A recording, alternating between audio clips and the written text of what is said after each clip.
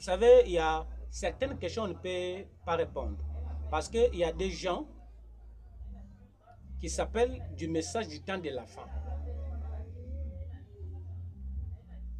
Ces gens-là ne réfléchissent pas.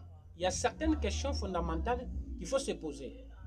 Toi, tu te dis que tu es un messager du temps de la fin. S'il y a la fin, bien évidemment, il y a eu un début. Quel a été le message du temps du début? Et le message donc que toi tu appelles le message du temps de la fin, là, c'est quel message? Voici les questions à répondre. Parce que je vis un certain messager dans la communication, bien sûr, qui s'invente des théories que son prophète a prêchées, mais qui ne se pose pas la question, qui ne prend pas le temps pour vérifier ce que son prophète lui a légué, lui a prêché là dans la Bible. Parce que ça n'existe pas. Les théories des 5 ministères, de 3 sortes de croyants, ça n'existe pas dans la Bible. Des 7 âges de l'Église, ça n'existe pas dans la Bible. Ce sont des choses spécifiques à ceux qui sont condamnés pour aller en enfer.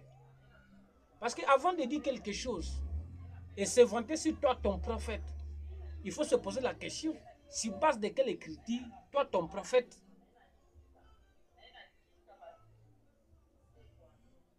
il faut se poser ces questions. Et prophète, et prendre ces théories-là qui vous ont prêché, ces théories-là, avant de les dire et s'inventer avec ange, l'église de chaque ange, tout ça, ce sont des théories qui viennent tout droit de l'enfer. Parce que ça n'a pas de fondement dans la Bible. La Bible dit, quiconque voit au-delà de la Bible, il y ajoute quelque chose, ils sont anathèmes.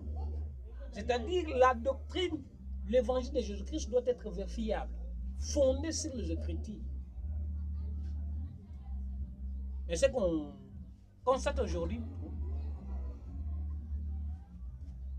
ces gens qui se rappellent, qui se nomment d'être un message du temps de la fin, avec comme un dénominateur commun, un prophète, mais au-dedans là, division entre division.